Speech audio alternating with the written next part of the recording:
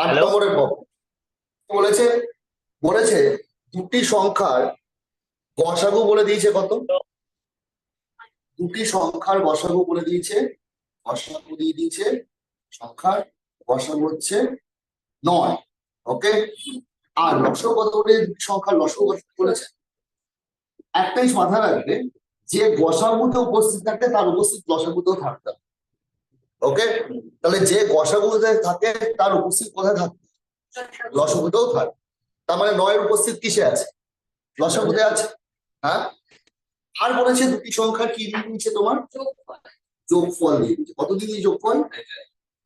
এবার তুমি কি করবে? 270 এর মতো তো 9 উপস্থিত আছে, 9 আছে, তাহলে 9 তো বসাবে। তাহলে এখানে কত আছে? 30। তার মানে আর দুটো উৎপাদক নিশ্চয়ই 5 আর 6 হবে লসাগু। একটা 9 থাকবে, যে গসাগুতে উপস্থিত আছে তাকে লসাগুতে থাকতেই হবে। এছাড়াও 5 আর কি আছে? 6 আছে। এবার তুমি এখান থেকে একটা গেস পাওয়ার অ্যাপ্লাই করবে যে যেই দুটো সংখ্যার যোগফল 99 তার মধ্যে অবশ্যই 9 থাকবে। কেন?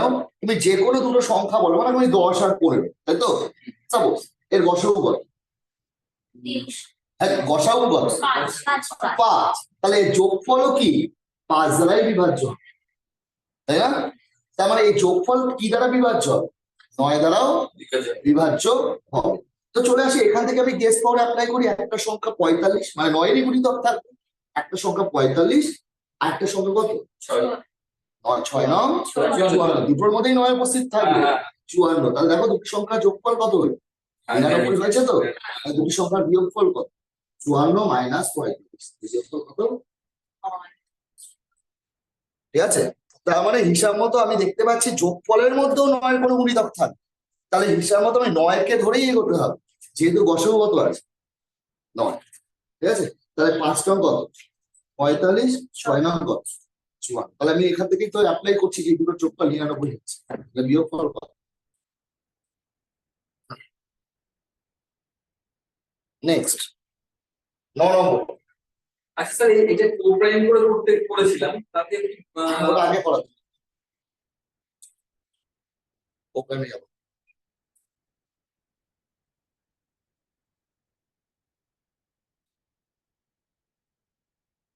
বলেছি ABC, ঠিক আছে, এমন কিছু টাকা যা একই সময়ের জন্য বা একই সুদে এ সরল সুদ, বি এ সরল সুদটা কি হচ্ছে? বি, এবং বি এর সরল সুদ হচ্ছে কি? সি। ঠিক আছে, তাহলে সমীকরণ ভালো করে দেখো। প্রিন্সিপাল এখানে কি দিয়ে দিচ্ছে? এবিসি বলছে একই সময় এবং একই কি আছে? সরল সুদ। তাহলে আমার সিম্পল ইন্টারেস্টের formula P R T by 100। হ্যাঁ, তাহলে পি এখানে এ সময় হচ্ছে 1, সুদের হার কত? 1 বাই কি 100 ইকুয়াল টু সুদটা বলে দিয়েছে। দেখো বলে দিয়েছে, সুদ বলে দিয়েছে, এই সরলসুদ। এবং বি এর আবার সরলসুদ, তাহলে B into 1 into D 1 by কি 100 ইকুয়াল টু কি সি। তাহলে আমি এখান থেকে বলতে পারি এ বাই 100 ইকুয়াল টু কি বি, আবার বি ইকুয়াল টু কি 100 কি বি ইকুয়াল টু কি 100। আচ্ছা,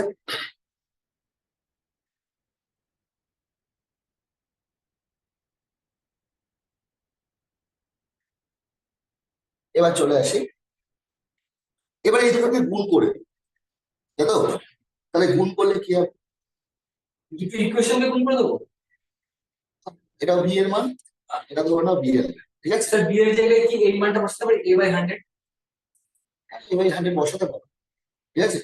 তাহলে এ বাই 100 যদি বসা, আমার তো এ বি সি তিনজনকে নিয়ে ইকুয়েশন তৈরি করতে, মানে তিনজনই এখানে কি থাকে? তাই তো?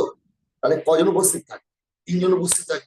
তাহলে আমি যদি এটাকে এই দুটোকে গুণ করে দিই, তাহলে বি ইনটু বি, ঠিক আছে, ইকুয়াল টু এ বাই 100। একটা বি এর ভ্যালু কত? এ বাই 100।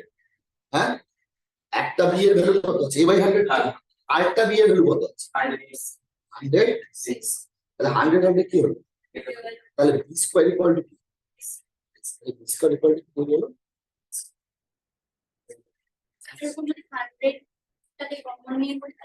অবশ্যই এবার একই ব্যাপার তুমি যদি দুটোর 100 কমন নিয়ে করো ব্যাপারটা একই হচ্ছে, তাই না?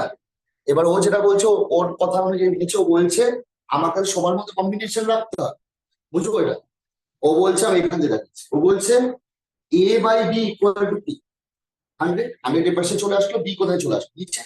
আবার এখানে বলতে পারি B by C equal to 100, B by C equal to 100, তো তাহলে এটাও 100, এটাও কি 100, তাহলে a by B equal to B by C, তাহলে বি স্কয়ার ইকুয়াল টু তাহলে 100 এর ভ্যালু বের করো।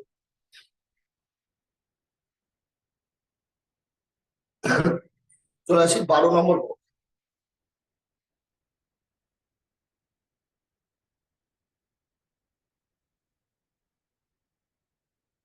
ক্ষেত্রফলের অনুপাত দিয়ে দিচ্ছে, তাই তো?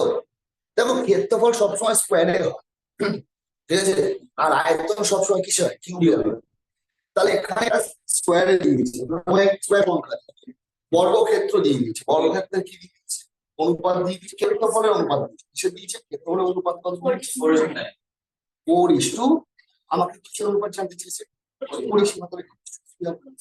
তাহলে পরিসীমার একক যখন আমরা লিখি তখন আমরা লিখি শুধু মিটার বা সেন্টিমিটার, কিন্তু ক্ষেত্রফল লেখার সময় আমরা বলি বর্গ মিটার বা বর্গ সেন্টিমিটার, বর্গ কথাটা ইউজ করি, তাই তো?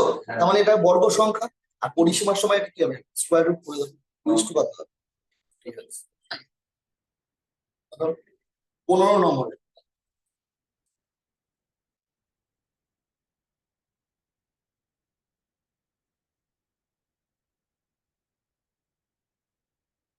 বলছে স্রোতের গতি, স্রোত বলতে এখানে ওয়াই বলবো, হ্যাঁ, আর নৌকাটাকে হলো এক্স। বলছে স্রোতের গতি ঘন্টায় 2, একটি নৌকো 2 ঘন্টা স্রোতের অনুকূলে একটা দূরত্ব যেন প্রতিকূলে 3 ঘন্টায় ফিরে আসে। তার মানে একটা জিনিস ভালো বোঝো, ভালো করে বোঝো, এখানে ওয়াই মান বলে দিচ্ছে, মানে কার গতিবেগ বলে দিচ্ছে, স্রোতের গতিবেগ কত বলে দিচ্ছে, স্রোতের গতিবেগ কিলোমিটার পার। কার মান জানি না আমি, তাহলে হিসাব মতো যখন সে যাচ্ছে সে কিসে যাচ্ছে, অনুকূলে যাচ্ছে, তাহলে অনুকূলে যেতে তার সময় লাগছে, আর ঠিক ফেরার সময় সে কিসে ফিরছে, একই গতি কিসে ফিরছে, প্রতিকূলে। প্রতিকূলে ফিরতে তার সময় লাগছে। আমি জানি অনুকূল আর প্রতিকূলের সময় বলে দিয়েছে, কি বলে দিয়েছে, সময়। তাহলে আমি এখানে সময় লিখি, এখানে লিখলাম অনুকূল, অনুকূল, আর অনুপাত এখানে কি লিখছি, তাহলে অনুকূলের সময় কত, 2। তাহলে গতিবেগের অনুপাত সময়ের সঙ্গে গতিবেগের সম্পর্ক কি, তাহলে 3 এর মধ্যে ঢুকে আছে অনুকূলের গতি, মানে এক্স প্লাস ওয়াই, দুজনের যোগ, আর এর মধ্যে ঢুকে আছে x। তাহলে আমি এখান থেকে বলতে পারি এক্স আর ওয়াই এর মান বের করতে পারি নিশ্চয়ই।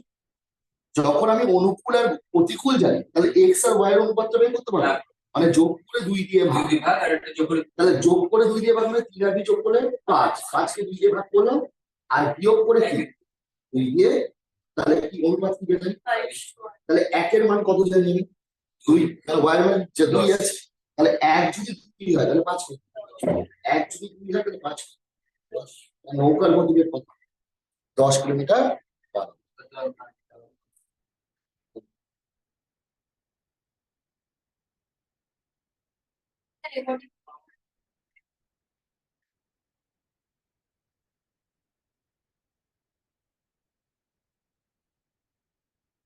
26 নম্বর 26,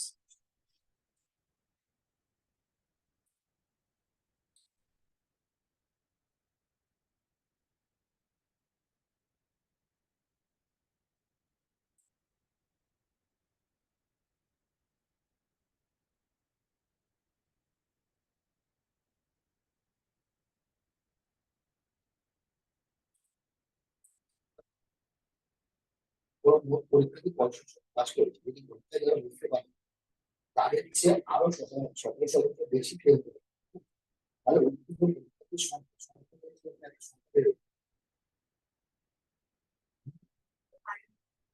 26 নম্বরে যদি গন্ডগোল আছে না? এবার যদি সংখ্যা যদি নাও দেয়, ঠিক আছে, আমি যদি আন্দাজেও ডেলিভারি দেয় 310, না, কত শতাংশ উত্তীর্ণ হয়েছে? 65 তাই তো? 400 দিয়ে দিবি, তাই বলো তো? 65 13 দিয়ে হবে, তা 13 দিয়ে একমাত্র 400। এখানে একটা কথা বলে দেওয়া উচিত ছিল, মোট পরীক্ষার্থী বলা উচিত ছিল, বা কিছু একটা বলে দেওয়া উচিত ছিল। 26 নম্বর উপরে ইনকমপ্লিট আছে, হ্যাঁ।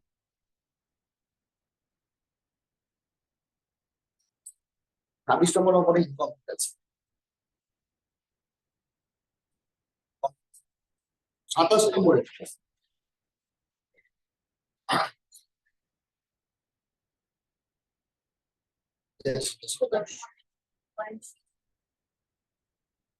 আমার সেটা এটা দেখুন তো। 26 ইনকমপ্লিট আছে।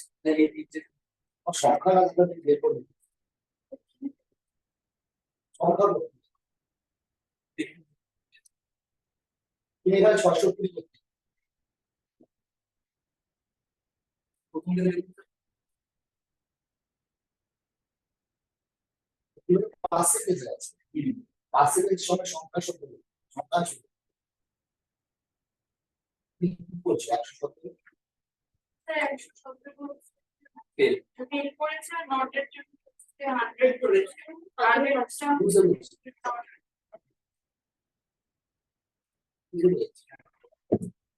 কিন্তু এটা সংখ্যা বলে দেয়।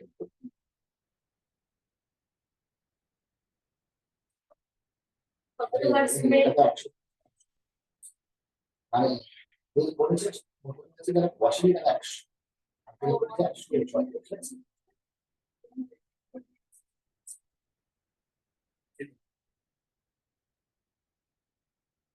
এটা করে নিলে করে কোনো কিছু ইনকমপ্লিট। পার্সেন্টেজের সঙ্গে সংখ্যা তো নেওয়া যাবে। 27টা আবৃত দশমিক চেয়েছে, তাই তো? তাহলে আবৃত দশমিক মানে এটা 0.333, এটা চলতে কি? তাহলে আমি 0.3 এ দিতে পারি, মানে 3 চলছে। আবৃত দশমিক মানে 3/, কত? নাই। 3/9 মানে মানে এটা তো চলতেই থাকছে। তাহলে আবৃত দশমিক কে চলছে? 3ই চলছে, তাহলে 3/, কত হবে? 9। তাহলে কাটাকাটি করলে কত হয়? চলে আসে 32 নম্বর।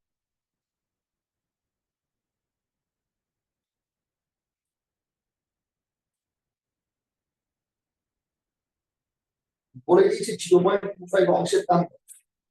ওখানে তাহলে ওই সম্পত্তি এটার দাম কত? এটা কত হচ্ছে? 0.03 আর 0.3, তাহলে 0.03 ইন্টু 0.05, এটার দাম জানতে চেয়েছে। তাহলে আমি কার দাম জানি? কোন সম্পত্তিটার দাম?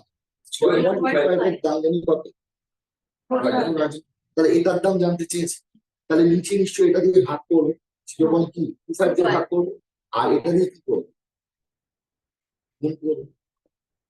বুঝছো? আচ্ছা তা না, বলছি 25 পয়সা থেকে তো 1 টাকা বড়। তো আমি যখন এক আমার এক দরকার নেই, তার মোট সম্পত্তি জানার দরকার নেই। আমাকে এই সম্পত্তি ভ্যালুয়েশন দিয়ে দিয়েছে, এই সম্পত্তিটা তার মোট সম্পত্তি আমার জেনে কি হবে? জেনে কি বললাম? আমার মোট জানার আমার কি দরকার? আমার মোট জেনে তারপর আমার এটা বের করবো। আমার যেটা জানতে চেয়েছি এটা জানতে চেয়ে না না, এটা ওই দ্বিতীয় মাত্রাতে এক তো আনতেই হয়, সেটাই বলছি। সেটা 1 টাকা করে নিচে চলে যাচ্ছে। নিচে যাচ্ছে 25-এর থেকে 25 পয়সা থেকে 1 টাকা বেশি না কম? এক বেশি হবে না? বেশি না, সেই জন্য 1 উপরে যাচ্ছে। আরে তুমি যখন 15,000, তো একে যখন 0.5 দিয়ে ভাগ করবে, ওরে তো নিশ্চয়ই 100 লিখবে, ওরে 4 হয়ে গেল, 60,000 হয়ে গেল না? 1 60,000 হলো, হ্যাঁ কি না? তাহলে এটা দিয়ে তো ভাগ করতে হবে। তাহলে এটা দুটোর পর দশমিক আছে, এটা দুটোর পর দশমিক তুলে দিচ্ছি। এটা কত? 5। এটা কত হলো? 3,000, হয়েছে? পয়েন্ট তুলে দাও, কত হচ্ছে? 90 হচ্ছে।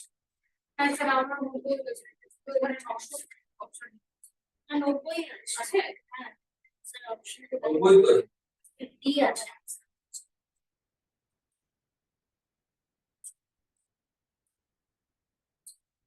35 নম্বর।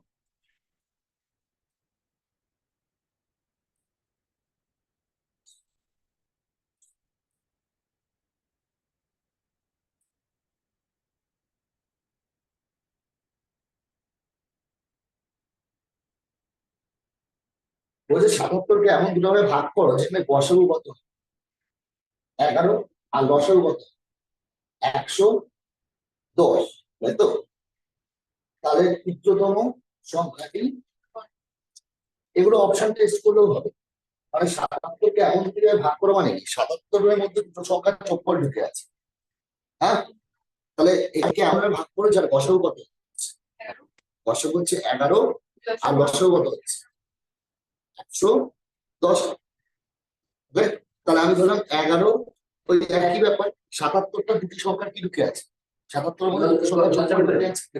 তাহলে আমি নিশ্চয়ই 110-কে ভাঙ, 110-এর মধ্যে 11 থাকবে, তাহলে কত 2 আর কত 5, তাহলে সংখ্যা দুটো একটা 22 হবে, একটা 22 হবে, একটা কত 22 আর 55 যোগ করলে কত ৭৭, আর 22 আর 55-এর লসাগু 110 হবে, গসাগু 11। তাহলে সংখ্যা দুটো একটা 22 আর 55। এবার জানতে চাই ক্ষুদ্রতম সংখ্যাটা, তাহলে ক্ষুদ্রতম সংখ্যা বলতে হয়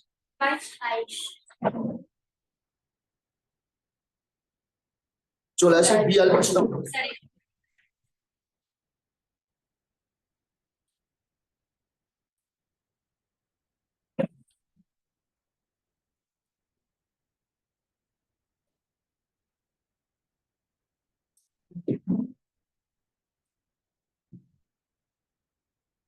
বলেছে কতগুলো আপেল আছে, 300টা আপেল আছে, তাই তো?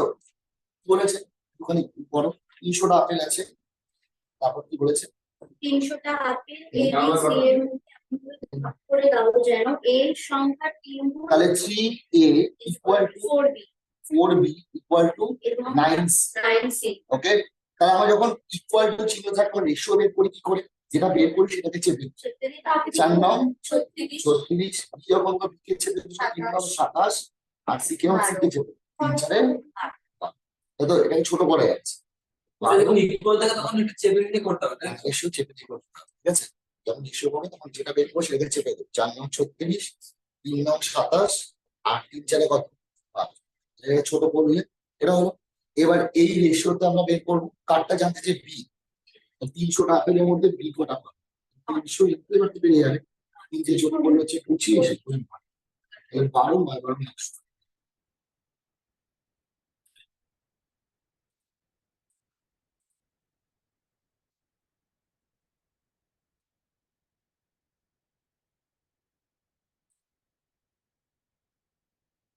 বলছে 4 অঙ্কের কোন সংখ্যা 7 দ্বারা বিভাজ্য, ঠিক আছে? এবং ওই সংখ্যার সঙ্গে যদি আমি 10 যোগ করি তাহলে ওটা আবার কি দ্বারা বিভাজ্য, কি দ্বারা বিভাজ্য হবে 3 দ্বারা। বৃহত্তম সংখ্যাটি কত, তাই তো? তাহলে বৃহত্তম সংখ্যাটি কত বলতে এরকম বোঝাচ্ছে যে 4 অঙ্কের কোন বৃহত্তম সংখ্যা 7 দ্বারা বিভাজ্য। অপশন, এখানে অপশন টেস্ট করবো, অপশন কি আছে বলো? 9987 কত 9987 এই অপশনে আছে কত নম্বর 44। অপশন টেস্ট করবো মানে 9987, বি অপশন 9996 9996, তারপরে চারটে 9 চারটে 9, তারপর 9989 99। 89 এবার বলেছি এর সঙ্গে 10 যোগ করলে এটা কি দ্বারা বিভাজ্য হবে, কি দ্বারা 3 দ্বারা। তিনের নিয়ম জানো? হ্যাঁ, তিনের নিয়ম জানো তো? সবকটা যোগ করে 3 দ্বারা বিভাজ্য, নিশ্চয়ই এটা যোগ করো। 9 আর 9 কত 18 আর 26 আর 7, 18 আর 26 33 আর যোগ করলে এক যোগ করো, এক এটা যোগ করো, যোগ হবে তো? মানে তুমি তো সব যোগ করছো, এটা যোগ করলে তো এক যোগ হচ্ছে, তাহলে কত হচ্ছে যোগ করে 34 কি 3 দিয়ে ভাগ যায়, 9 9 18 3 9 27, 27 আর 6 কত 33 আর 34, এটাও 3 দিয়ে ভাগ যায় না, এটা তো যাবেই না। 4 নাম 4টে 9 যোগ করে 34 হবে 37, এটা যোগ করলে কত 9 9 18, এটা যাবে কেন 8 একে 9 হয়ে যাচ্ছে, 9 9 18, 18 মধ্যে 27 পরবর্তীতে 36, তাহলে এটা 3 দ্বারা কি বিভাজ্য, যাচ্ছে 3 দ্বারা বিভাজ্য। আবার এটাও দেখবে 7 দ্বারা বিভাজ্য, এই সংখ্যাটা দেখবে 7 দিয়ে কি, তাহলে অ্যান্সার দিয়ে দাও, এটাও 7 দ্বারা বিভাজ্য হবে। আমার চেক করার দরকার নেই, আমাকে বলেছে 10 যোগ করলে সেটা কত দ্বারা বিভাজ্য, 3 দ্বারা। এবার কেউ এর সঙ্গে 10 যোগ করতে পারে, 10 যোগ করলে এই সংখ্যাটাই আসবে, আসবে না? তাহলে 4 অঙ্কের কোন বৃহত্তম সংখ্যা 7 দ্বারা বিভাজ্য, এটা বলছে ওর সঙ্গে 10 যোগ করে সেটা আবার কি দ্বারা মেটাচ্ছে, 3 দ্বারা। সেই জন্য আমি অপশনে কি করলাম, 10 যোগ করে চেক করছি, 3-এর রুলস চেক করছি। 3-এর রুলস চেক করতে গেলে ডিজিট গুলো যোগ করেই তো হয়ে যায়। 10 যোগ করে আবার ডিজিট গুলো যোগ করার কোনো দরকার নেই। কারণ তোমাকে যদি বলি 25-এর ডিজিট গুলো যোগফল কত বলো, 7। আমি যদি এর সঙ্গে 10 যোগ করে তার ডিজিট গুলো যোগ করবো 8। তুমি যদি এরকমই করো তাহলে তো 8, 5 আর 2 7, 1 আর 0 যোগ করে 1 না, তাহলে 7 আর যোগ করে তো 8ই হচ্ছে। তাহলে আমি শুধু শুধু 10 যোগ করে তারপর আমি ডিজিট গুলো যোগ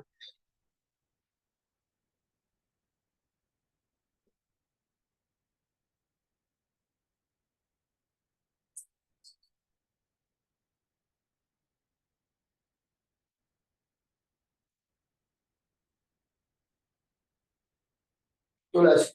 মধ্য সমানুপাত বলতে কি বোঝায়, মিন প্রপোর্শন মানে কি, এসি মানে হ্যাঁ দুটো গুণফলের বর্গমূল হবে ওটা মধ্য সমানুপাত, মিন প্রপোর্শন।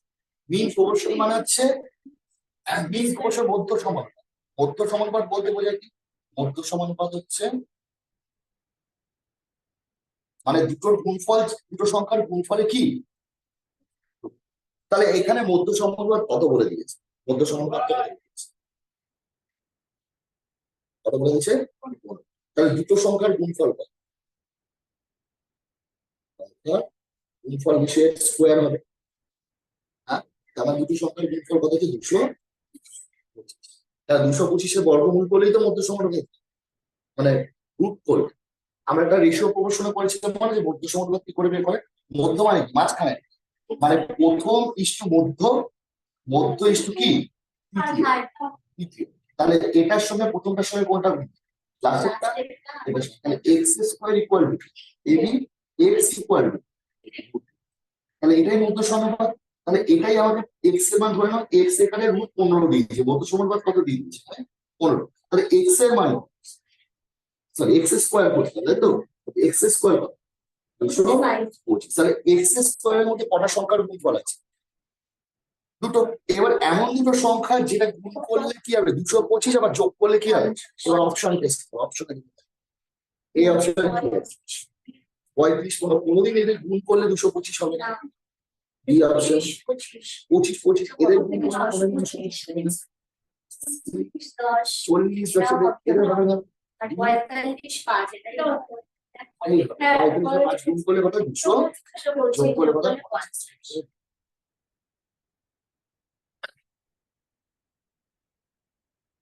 তাহলে দুটো সংখ্যার গুণফল 220, দুটো সংখ্যার যোগফল তাহলে অপশন থেকে পেয়ে যাচ্ছে, তাহলে বলে দিচ্ছে 50। বুঝেছো, মধ্য সমানুপাত, চতুর্থ সমানুপাত, তৃতীয় সমানুপাত। চতুর্থ বের করার নিয়ম কি, চতুর্থ বের করার নিয়ম হচ্ছে একবারে ডাইরেক্ট উপস্থিত। চতুর্থ বের করার প্রথমটা দিয়ে ভাগ, কোনটা দিয়ে ভাগ করবো, উপরের দিকে কি থাকে। তৃতীয় বের করার নিয়ম কি, তৃতীয় বের করার হবে বি স্কোয়ার বাই, মানে প্রথমটা সবসময় নিচে থাকে, কিন্তু মধ্য বের করার সময় কি হবে, দুটোর মধ্যে কি। কারণ তুমি যখন একটুখানি ভেঙে একটু ডিটেলসে করবে এটাই আসবে, তার মুখস্থ করবে। তোমার চতুর্থ বের করছো, আমি 3 অঙ্কে দেবে তো চতুর্থ বের করার সময়, চতুর্থ এখানে এক্স, তাহলে কি হবে A X equal to BC, তাহলে X equal to BC by. তাহলে একবারে মনে রাখবো চতুর্থ বের করা মানে প্রথমটা ভাগ, বাকি দুটো, ঠিক আছে। এবার যদি আমাকে তৃতীয় বের করতে হয় তখন তো আমাকে শুধু দুজন কে দেবে, তাহলে বি ইস টু এক্স, তাহলে X equal to B square, X square equal to B square by P X. তাহলে আমরা যখন তৃতীয় করতে হবে দ্বিতীয়টাকে উপরে দুবার গুণ করবো, প্রথমটা কি আর মধ্যে হচ্ছে ওই পাশে।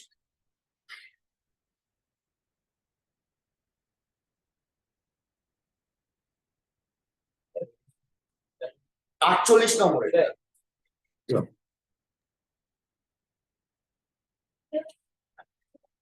স্যার স্ক্রিন চলে গেছে স্যার।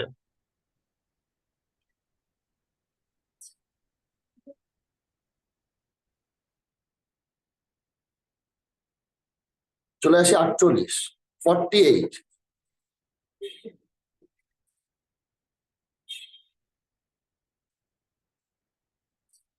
48-এ আমরা চেন রুল যখন করেছিলাম তখন ফর্মুলাটা কি লিখেছিলাম জানো, M1 into M1 T1 into D1 by W1 M2 into T2 into D2 by P এবার W2 by আমরা এদিকে Okay.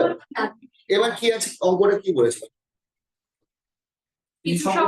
কিছু সংখ্যক লোক একটা কাজ কদিনে করে 60 যদি লোক কমে যায় কতদিন কমে যেত তাহলে x মাইনাস 10 তাহলে কাজটা করতে আরো 20 দিন বেশি সময় লাগবে তাহলে 80 দিন লাগবে হয়ে গেছে কি বললাম হ্যাঁ তাহলে m1 এর ভ্যালু কত x d1 এর ভ্যালু কত 60 10 লোক করে গেলে এটা হতো তাহলে 0 আর 0 কাটবে ঠিক আছে তাহলে এখানে করলাম 6x equal to 8x minus কত 80 তাহলে 2x ইকুয়াল টু 80 তাহলে x এর মান কত x তাহলে প্রথমে কতজন লোক ছিল 40 জন ছিল।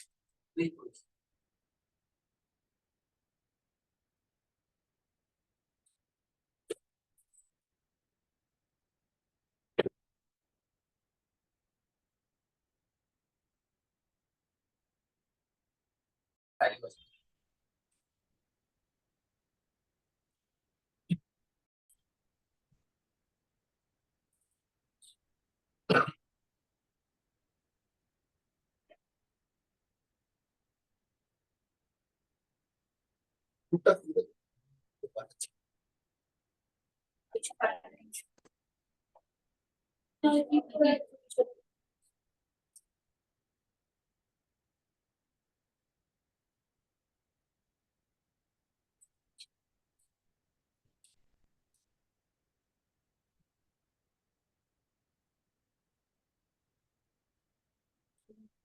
চলে আসি স্টার্ট করি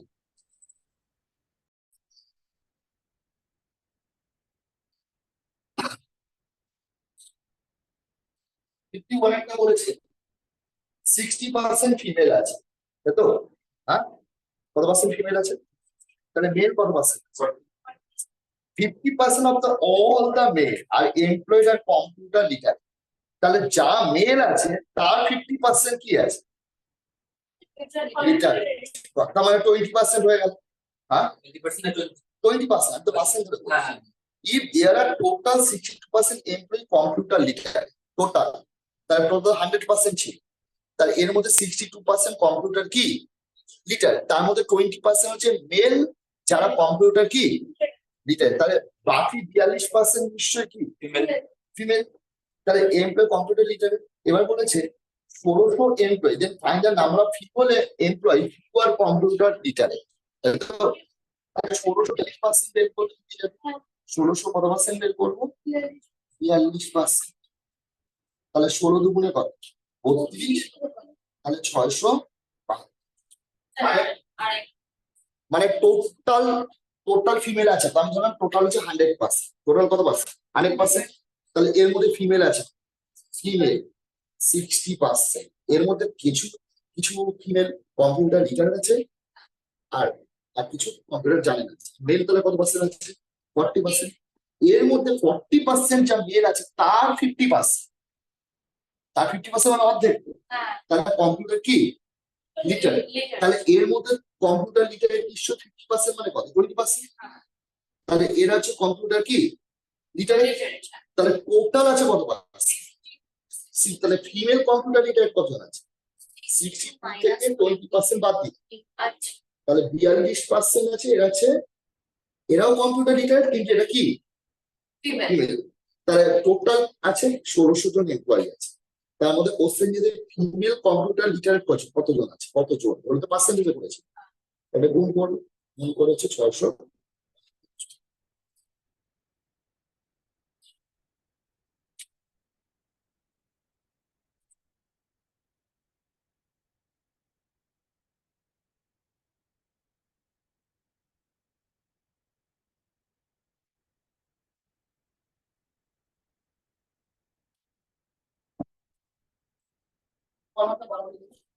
the compound interest on a certain sum for 2 years at 3% per annum. তো 101 টাকা 50 কি আর 2 বছরে কি total then the simple interest on the same sum at the same rate for the same time বুঝলি তাই তো? তাহলে আমাকে দুটো 3% যোগ করলে কত পার্সেন্ট কম্পাউন্ডিং কত পার্সেন্ট হয়? দুটো 3% যোগ করলে কম্পাউন্ড আমি বলেছিলাম কি করে বের করতে হয়, আগে এই দুটো মধ্যে গুণ করতে হয়। তাহলে 3 থেকে কত, 2 ঘর লিখতে হয় আর তারপর যোগ করতে হয়। কত বুঝেছ?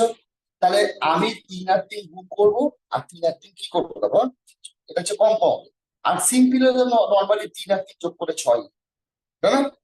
তাহলে এখানে 101 টাকা 50 পয়সা কোন ইন্টারেস্ট দিচ্ছে? তাহলে 101 টাকা 50 পয়সা। তাহলে এর রেসপেক্ট কোথায় দিই? আমরা এর নিচে, এটা কম্পাউন্ড ইন্টারেস্ট, কম্পাউন্ড ইন্টারেস্ট কত আছে? 6.0। আমাকে জানতে চাই যে কোন ইন্টারেস্ট। সিম্পল, সিম্পল এখানে কত আছে? আমরা 6% রেজাল্ট, আমরা যদি ঐকিক নিয়মে করি তাহলে বলবো ছিল এত পার্সেন্ট সমান সমান হচ্ছে টাকায় কত, ঠিক আছে? আমরা ঐকিক নিয়ম এরকম ভাবে করে দেবো, 1 সমান সমান কত টাকা চলে নিচে চলে আসবে। আর 6% রেজাল্ট যেটা জানতে হবে সেটা কোথায় লিখবো, করে দিবো। সেটাই আমরা ঐকিক না করে একবারেই করে দিচ্ছি কি এটার রেসপেক্টে, এটা যেটা জানতে চাই তার রেসপেক্টে। তাহলে দশমিক আর দশমিক কি করবে, বলে দিলাম 3 দিয়ে কাটো, 3 দুগুণে 6, কত হচ্ছে যে 203 দিয়ে এটা কাটাকাটি যাবে, 5 বারে যাবে, 50, 50 দুগুণে কত হবে? তাহলে সিম্পল ইন্টারেস্ট কত টাকা হবে? 100।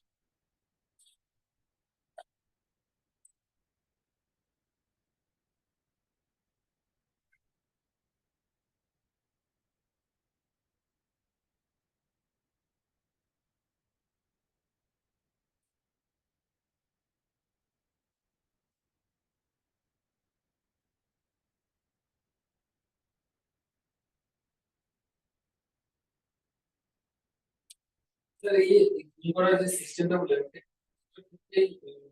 সেম হবে বর্ডার ডিস্ট্রিক্টে, তাহলে 3 বছর করলে কি হবে? তখন আরেকটা কম, আলাদা কম। আর 2 বছরের ক্ষেত্রে এটা সব তাহলে 2 বছর কিন্তু তুমি কি দেখো, আমাকে কি a plus b plus a/100 করো না, করো না? যে a এর মান কত? 3, তারপর 3, তারপর এই 3 আর 3 এর মধ্যে কি করছো তুমি? 3 করে কত দিয়ে ভাগ করছো? তাহলে 9 কে 100 দিয়ে ভাগ করলে কত হয় না? তারপর তুমি যোগ করছো, সেই জন্য আমি আগে গুণ করে এখানে লিখলাম, তারপর যোগ করে ও মানে a plus b plus a b plus 100 এর ফর্মুলাতে এটা অ্যাকচুয়ালি করছি। সেটা তো আমাকে কেন এখন তো আর ওই ফর্মুলা লিখে লিখে করে তো সময় লাগে না। আমার সবকিছুতে তো বীজগণিত বা অন্য কোনো ফর্মুলা অ্যাপ্লাই করে অঙ্কগুলো করা হয়, কিন্তু আমার ফর্মুলাটাকে শো করাই না, আড়ালে রেখে দিই, রেখে শর্টকাট এই হচ্ছে সবই তাই। 56 ওটা how much percent more than the cost price should shopkeeper access good so that after allowing a discount at a percent he should have gained profit 5%. তো কি বললাম, কোশ্চেনটা কি বলেছে, how much percent more than the cost price should shopkeeper access good so that after allowing discount at a percent বলেছে এত percent discount দেওয়া সত্ত্বেও, ঠিক আছে, যে বিক্রেতা তার কত পার্সেন্ট লাভ হচ্ছে? 5% লাভ। কোশ্চেন জানতে চেয়েছে কতটা আমি বাড়িয়ে রেখেছি, তাই না? তাহলে আমি ফার্স্টে কি করি, ফার্স্টে কি লিখবো আমরা? সিপির পর পরের ঘরটা কি? এসপি তারপরে ঘরটা কি লিখবো? তাহলে সিপি যদি 100 হয়, ফাইনালি আমি কত পার্সেন্ট লাভ করেছি? তাহলে এসপি ঘরে 100 হলো, এসপি কত 105। এবার আমি এমপি দিয়ে, এমপি দিয়ে এখন আসবো ব্যাকে আসি, ভালো করে খেয়াল, ব্যাকে ব্যাকে আসলে 100 অবস্থান কোথায়? এবার তুমি ডিসকাউন্ট দিচ্ছ, কত পার্সেন্ট ডিসকাউন্ট দিচ্ছ?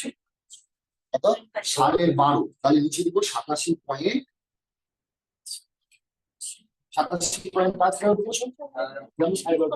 এবার আমি কাটাকাটি করবো, কি দিয়ে কাটাকাটি করবো? কাটাকাটি আমরা 12.5 দিয়ে দিব। 12.5, 12.5 দিয়ে এটা কাটলে হয় 8, এটা কত?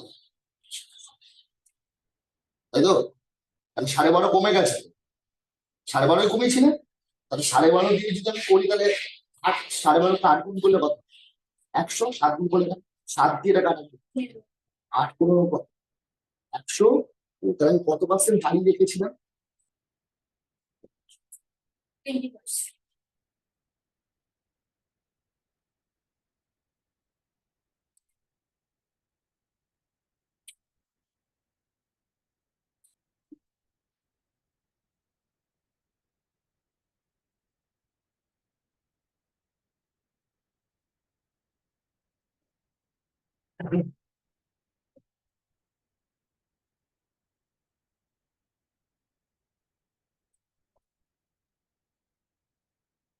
মাইনাস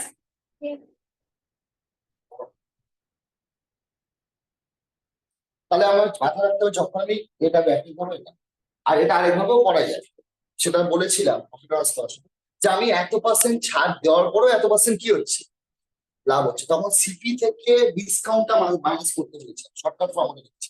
সিপি থেকে বলেছিলাম 100 মাইনাস কি ডি ইস টু এমপি পরে বলেছিলাম 100 প্লাস কি ই মানে প্রফিট, তাই তো? প্রফিট বা লস হোক যায়, লস হলে মাইনাস করি, তাহলে ডি কত পার্সেন্ট ডিসকাউন্ট, তাহলে এখানে 87.5, এখানে হচ্ছে 5%, 105 হলো, এখানে দশমিক একটা ধরা আছে, দশমিক দিয়ে শুরু দিলাম, দশমিক দশমিক তুলে দিই, কি দিয়ে 25 দিয়ে কাটা যাবে না, 25 দিয়ে কাটা যাবে, 25 দিয়ে কাটা কত হবে 3 5, এটা 25 দিয়ে কাটা কত 4 7 দিয়ে যাচ্ছে 5 আর কত 7, তাহলে 5 টাকা জিনিস আমি মার্কেটে রেখেছি ক টাকা, ক টাকা বাড়িয়ে রেখেছি 2 টাকা, কার উপর বাড়িয়েছি 5 বিন্দু কত 100, তো সাতন সেটা ভুল করেছে, 7 দিয়ে কাটিয়ে 6 যাবে, 5 টাকা 6 থেকে 1 টাকা বসেছে।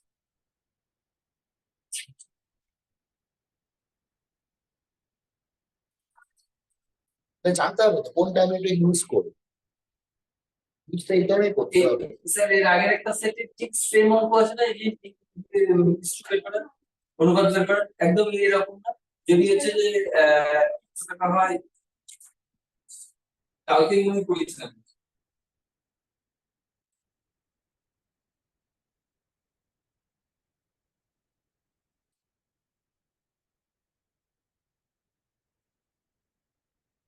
হ্যাঁ, তা বলছি একটি দোকানদার একটি বইয়ের মজুত মূল্যের উপর 10% ছাড় দিয়েও 12% দামে বিক্রি করে।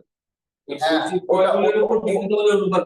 ওটা একদম সোজা দিয়ে দিচ্ছে, ওটা আমাকে ধার্য মূল্য যেতেই হবে, ধার্য মূল্য সম্পর্কে কিছুই নেই, দেখো অঙ্কটা ধার্য মূল্য করেছে, শুধু হচ্ছে ক্রয় মূল্য আর কার কি বলেছে বিক্রয় মূল্য, তা ক্রয় মূল্য 100, বিক্রি করেছে 12% হবে 112, 128 ও ও আমরা মার্কেটে যাওয়ার দরকারই নেই, মার্কেটে মার্কেট যাওয়ার দরকার নেই। মার্কেট করে যদি কাটতে চাই তাহলে মার্কেটের সঙ্গে পি যোগ হবে আর এটা ডিসকাউন্ট দিয়ে হবে সিপিশন।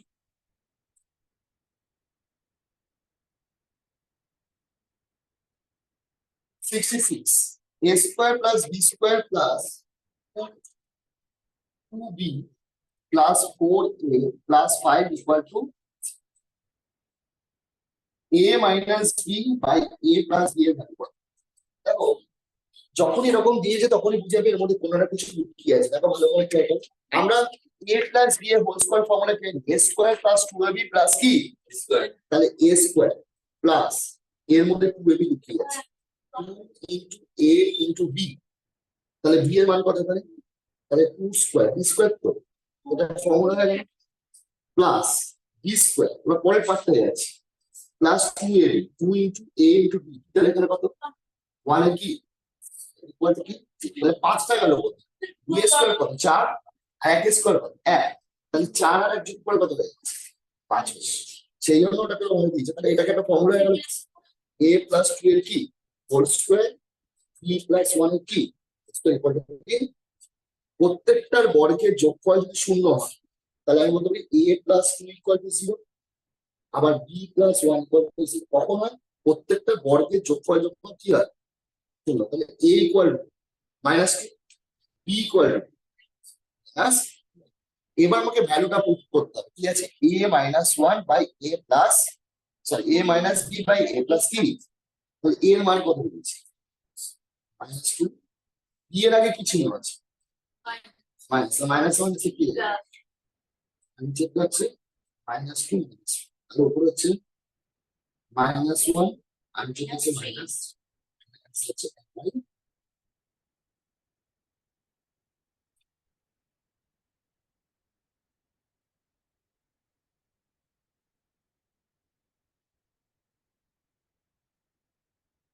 তোমার দরকার নেই, এটা 60 70 দেওয়া যাবে, সেটা দেখিয়ে দিই। সেন্ট্রয়েড বলতে কি বলে? সেন্ট্রয়েডকে আমরা বাংলায় বলি ভর কেন্দ্র, তাই তো? কখন ভর কেন্দ্র মানে কোন শীর্ষবিন্দু থেকে তার বিপরীত বাহুর উপর, বিপরীত বাহুকে সমান দুভাগে ভাগ করা, ওকেই আমরা মধ্যমা বলি। বলি আমরা মধ্যমা। তিনটে মধ্যমা যেখানে এসে ছেদ করে ওটাই হচ্ছে কি ভর কেন্দ্র। তার মানে আমার কোন একটা ত্রিভুজ আছে, ত্রিভুজ আছে, এই শীর্ষবিন্দু থেকে এই বাহুটাকে আমি ভাগ করবো, তাহলে ভাগ করবো সমান কি আরেকটা কি এই আরেকটা কি, ঠিক আছে? বুঝতে পারছো? তাহলে এই কেন্দ্রটা হচ্ছে কি ভর কেন্দ্র। ওকে, যখনই ভর কেন্দ্র অঙ্ক দেয় তখন আমাকে বুঝতে হয় 20 বার। আর প্রত্যেকটার ক্ষেত্রফল কিন্তু সমান, প্রত্যেকটার ক্ষেত্রফল কি হবে মনে করো, আমি এটা 30টা নাম কল্প দিই জি, এই ভর কেন্দ্রটার নাম দিয়েছে কি জি, এটা ডি, এটা ই, এটা কি এ। তবে একটা ক্ষেত্রফল দিয়ে দিচ্ছি, কার ক্ষেত্রফল দিয়ে দিচ্ছি? ই জি ডি এর ক্ষেত্রফল দিয়ে দিচ্ছি, কারণ নিচে 6। তাহলে এটাও 6 হলে এটাও কত? তাহলে এটাও 6, এটাও 6, এটাও 6, এটাও 6, 6টা আমার রয়েছে। তাহলে 6 গুণ 6, তাহলে পুরো ত্রিভুজটার ক্ষেত্রফল কত? 36 সেন্টিমিটার। সেন্টিমিটার আছে না মিটার আছে? এটা এক একটা ক্ষেত্রফল 6 করে, প্রত্যেকটা ক্ষেত্রফলই সমান 36 সেন্টিমিটার।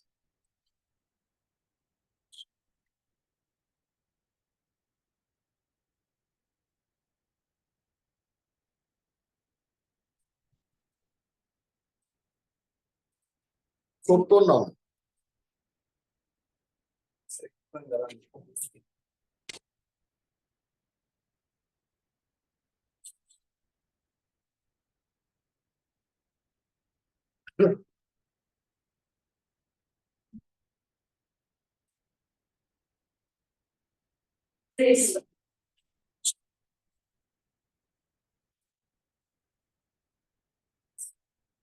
সত্তর নং 14 নম্বরটা করতে হবে তো, যারা পিএসসি জাস্ট এদিকে দেখো, tan square alpha equal to 1 plus 2 tan square কি বিটা। বলছে alpha and beta positive acute angle, আমাকে কার ভ্যালু বের করতে হবে? √2 তো cos alpha minus cos beta cos, আমরা এই sec square theta minus tan square theta equal to কি জানি? sec square theta minus tan square theta equal to কি 1, তাই না? তাহলে আমি বলতে পারি sec square theta minus tan square theta equal to কত? 1। তাহলে আমি tan স্কয়ারের জায়গায় লিখতে পারি sec স্কয়ার মাইনাস 1। হ্যাঁ, এখানে কি লিখবো? sec স্কয়ার আলফা মাইনাস কি 1, 1 প্লাস 2 tan স্কয়ার বিটার জায়গায় লিখতে পারি কি এটা মাইনাস কি। এবার আমি sec square alpha minus 1, 1 plus 2 sec square beta minus কি 2, এই 1টা ওদিকে নিয়ে গেলে কি হবে? প্লাস 2 মানে 1 1 2 হয়ে যাবে, 2 আর 2 কি হবে? এটা সব কেটে যাবে। তাহলে এদিকে পড়ে থাকবে বিটা। sec স্কয়ার কে উল্টালে কি হবে? 1/2 cos স্কয়ার, এটাকে উল্টালে কি হবে? cos স্কয়ার কি বিটা। এবার ক্রস গুণ করো, ক্রস গুণ করলে কি হচ্ছে? ক্রস গুণ করলে কি হচ্ছে এটা বলো? cos স্কয়ার বিটা, এটা 2 cos স্কয়ার আলফা ইকুয়াল কি cos স্কয়ার কি, এটা বর্গমূল করো, বর্গমূল করলে 2টা √2 হয়ে যাবে, তাই তো? তাহলে কি হলো? cos স্কয়ার কি cos আলফা, বর্গমূল করেছি ইকুয়াল কি cos কি, cos তাহলে cos বিটা কি বসে নিয়েছো মাইনাস cos বিটা। এদিকে কি থাকবে? আমার এটার মানে জানতে চেয়েছেন, যেমন এটা রেজাল্ট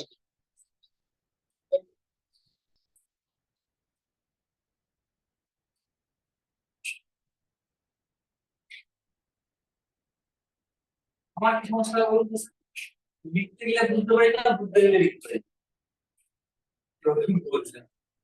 হ্যাঁ, আমি লিখতে যাচ্ছি তো আর বুঝতে পারছি না এটা কি। আমি যখন গেদের বলবো তো, চলুন চলুন।